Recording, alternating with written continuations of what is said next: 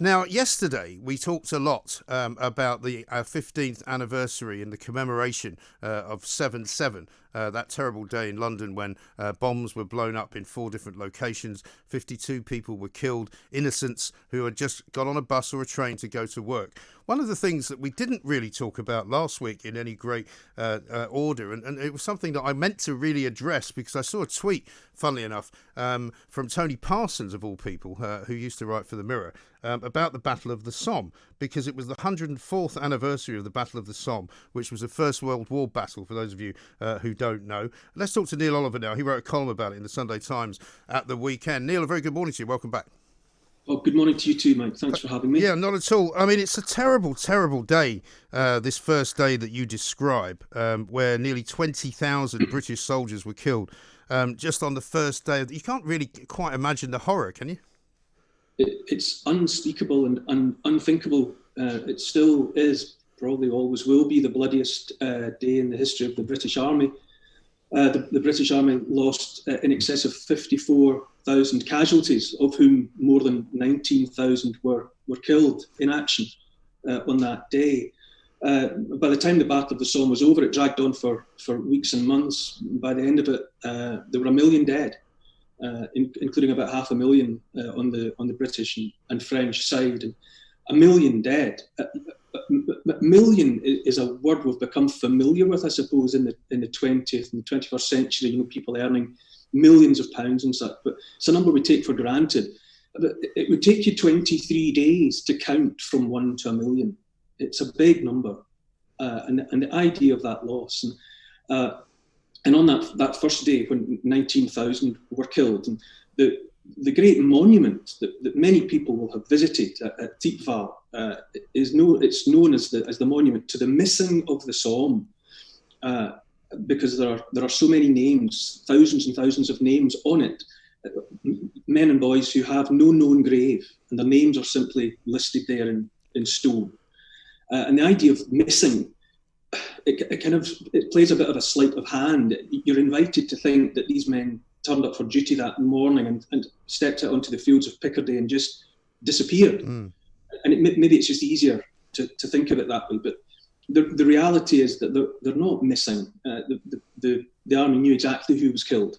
The problem they had was, up until the Somme, soldiers were only issued with a single dog tag, an identity tag. And in the event of a soldier's death, the dog tag was taken away from him, from his body, so that they could stop his pay, because the British Army didn't pay dead soldiers. But because there were so many killed on that first day, and in the terrible days that followed, the burial parties got behind. And so you had mountains of butchered corpses and pieces of corpses, all separated from their dog tags. And so although the army knew who was dead, they could no longer put names against each individual. And so the legend of the missing of the Somme was born. And after that terrible incident, you might say, soldiers were issued with 2 dog tags and are to this day, so that in the event of their death, one is taken away to stop the pay, and the other remains with the body so they can be.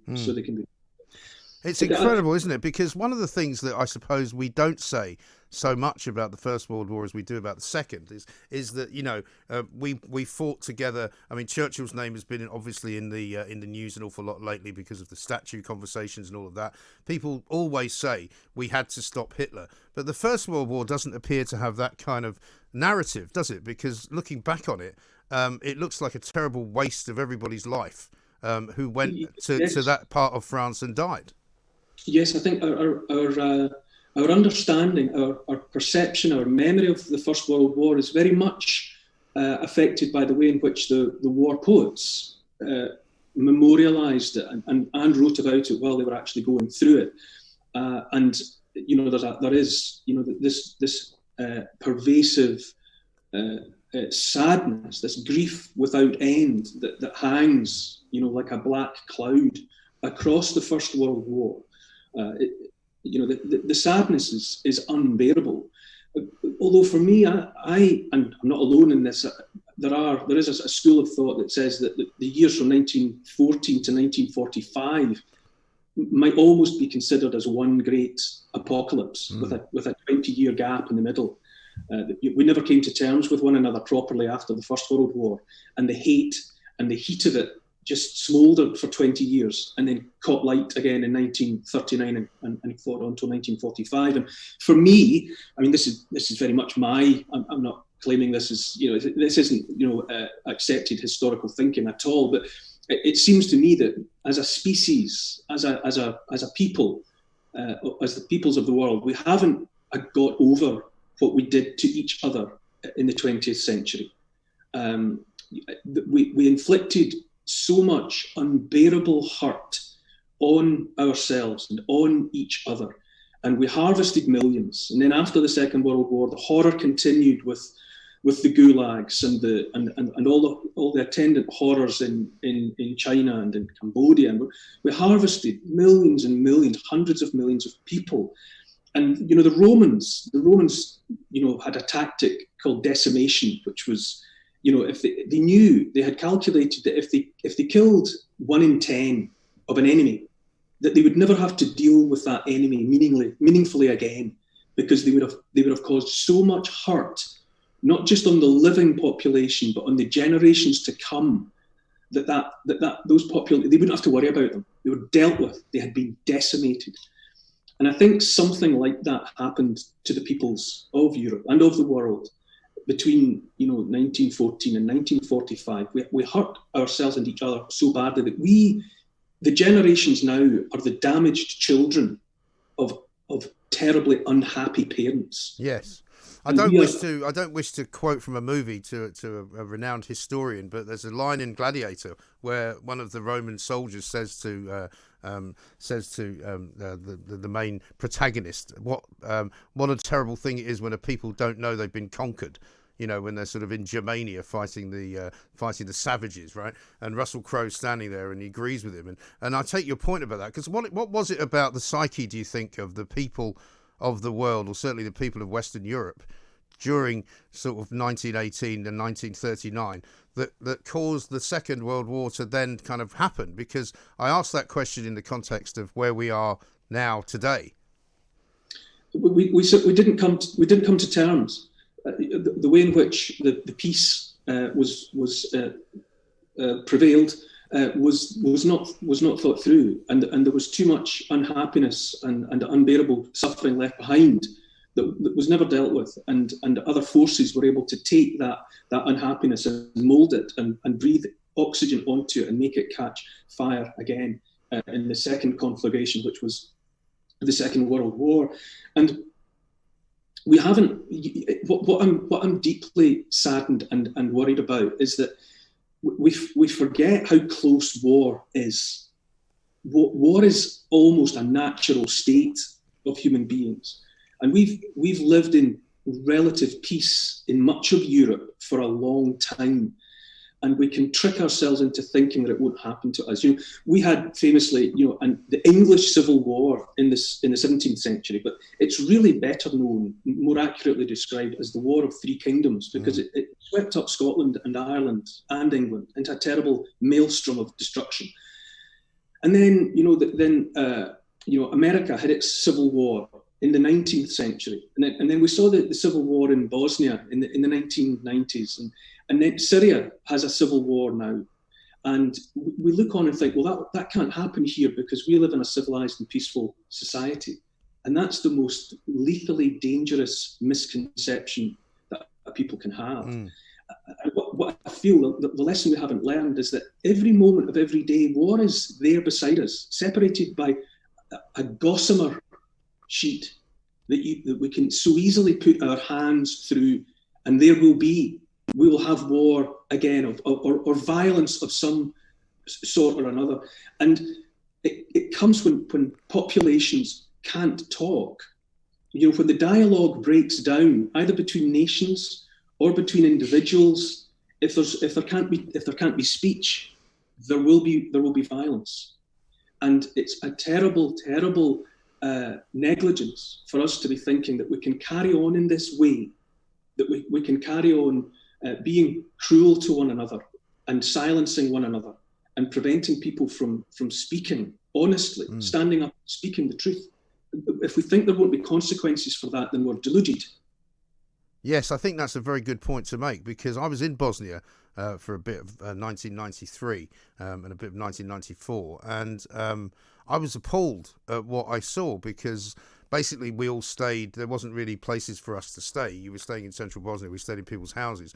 I stayed in this woman's house who was a Croat, and she had a postman who was a Muslim, and she shopped the postman to the local militia, and he was shot dead. And when I asked her about it, I said, "Why? How long have you known this guy?" She said, "Oh, I've known him about 10 years. He's been my postman for 10 years." And I said, "Well, why did you shop him to the militia?" And she said, "Well, because he was the enemy." And she said it as calmly as that. I think this is another unfounded, unscientific theory of my own, but I think it seems to me it's no coincidence that after all these weeks and months of lockdown and fear of this virus, that this has been followed by this terrible time of internecine and inter-community strife, because this virus is especially insidious because it has encouraged us, or it has left us really no option but to look on one another, even our closest friends and members of our own families, as potential risks of contagion. We're wearing masks. We're not hugging mothers. We're not talking to our grandparents. We're separated, and we've had to see, never mind strangers in the street, as potential sources of an illness that could kill us. And biologically, in evolutionary terms, we have very useful mechanisms as the animals that we are, where we feel disgust, actually, for strangers, other animals like ourselves who we've never met before, because they might give us a disease. It's ancient. It was well demonstrated in the Americas when the Portuguese and Spanish turned up in the 15th and 16th centuries, and up to 90% of the American indigenous populations in some areas died of diseases from Europe for which they had no defence. So it makes sense that we feel a sense of people we don't know as being unclean, as a potential source of contagion. And I think the months have triggered something like that in us, where we're even less tolerant of one another than we were before. The thin tissue of civilization under which we thrive has been rent and torn and damaged. And furthermore, when you or I suffer a virus, the body, sometimes in the aftermath of defeating the virus, it can have an autoimmune reaction. Quite often people will have a virus, and then in the aftermath, their immune system, which is there to protect them against harmful, things from outside, begins to damage the healthy tissues of the body. So things like alopecia, reactive arthritis, rheumatoid arthritis, these autoimmune conditions are sometimes triggered by a virus. And it feels to me as though, as a population, we're almost, if the population of Britain was a body, we're having some kind of autoimmune reaction now. We're turning on each other in the same way that a body turns upon its healthy cells. And I think we need to take a breath and draw back and see the dangers of this way that we're treating each other at the moment. We need more kindness and tolerance. We've got to reach deep within ourselves as individuals and find that ability to be kind and to be tolerant to one another, because that which is afflicting a few people, high-profile people maybe at the moment, will eventually, in the way of an autoimmune condition that runs out of control, it will eventually get us all. And we don't want to follow that path. We need to get back. And I'll say this every opportunity that I get, it's central to our survival that people find, and it's a big ask, although it's simple, that enough people have to draw a breath and stand up straight and tell the truth. Every one of us knows the difference between right and wrong. We learn to be fair at our mother's knees and at the nursery school and in the playground. We know what it is, and we're not being fair to each other. Yes. And too many people are standing by while terrible unfairness is being inflicted upon other people. And I, for one, I'm just one person, but I will not be quiet, and I will not be silent where I see something that I feel has to be said. And we've released the Kraken. Yeah. But in don't you this think, country. Neil, as well, that there's this kind of a new right and wrong being created? I mean, this morning in the Times, a story coming from the Royal Society, which is riddled with supposedly eminent scientists, right, saying that not wearing a mask should be as taboo as drink driving. Now, I mean, that to me is trying to set a new right and wrong, trying to say to you that basically you are wrong not to wear a mask. Now, of course, there are certain reasons why in certain situations you might want to follow guidelines and wear a mask. But this is also a free country. And I don't see that I should be feeling in some way as if I'm, the devil incarnate because I'm walking down the street not wearing a mask. No, in principle, Mike, I stand full square beside you. There are consequences about having a free society. And there are consequences to freedom of speech. And in some ways, by wishing to live in a free society and wishing to have freedom of speech, in certain ways we make the civic square less safe for ourselves, because we're opening it up to things we don't like or agree with. If we truly believe in freedom, everyone has to be free, and people have to be free to think, free to express their thoughts, and free to function. Or you cross a line into a society where you surrender those rights, in a kind of a Hobbesian way, where you accept, increased limitations on your freedom so that your person and your property is increasingly protected. But freedoms is volatile stuff. It's dangerous magic, freedom. Yes, and I think it's also... It doesn't make us all safe at all times. If we want to be free, then we accept risk. You're saying, I am going to be alive to the possibility of the unknown, and some of it I will like, and some of it I won't like. But it's in that atmosphere of partial chaos that genius thrives. The ideas that eventually take shape and change the world, they're pinging about like particles in an infinite universe, bouncing in all directions. And some of it's good and some of it's not good. But is it not also... We have to go through it. But is it not also possibly, Neil, as we saw perhaps during those two world wars, when evil thrives as well? Oh, 100%, Mike. If you get to the point where people are frightened into silence, and they're frightened to be outside of their doors, doing and speaking as they please, then to some extent the game is already over at that point. It's estimated that in East Germany under the Stasi, the secret police, that by the end of it, 1 in 4 people were employed as informants by the Stasi, which means that in a typical family, one of the family members sitting at the table having dinner was weekly informing on the other members of the family. And so that society was policing itself, policing one another. Children were policing parents. Parents were policing relatives and neighbours. And that is where the danger is. And it's hackneyed now. It's cliche when we say about the men and the people who gave their lives in the First World War and the Second World War. They died for freedom, because the totalitarian regimes that were being challenged, if they had got the upper hand, would have taken away the freedoms that we take for granted. And it's repeated over and over again. And every Remembrance Day, we are supposed to remember that these people died for our freedom. I quoted in that column that you mentioned that I wrote on Sunday. There's a wonderful poem by Humbert Wolff, a Requiem, a soldier, and he imagines the young men and boys as golden youth, and he can hear them, and they cry to one another.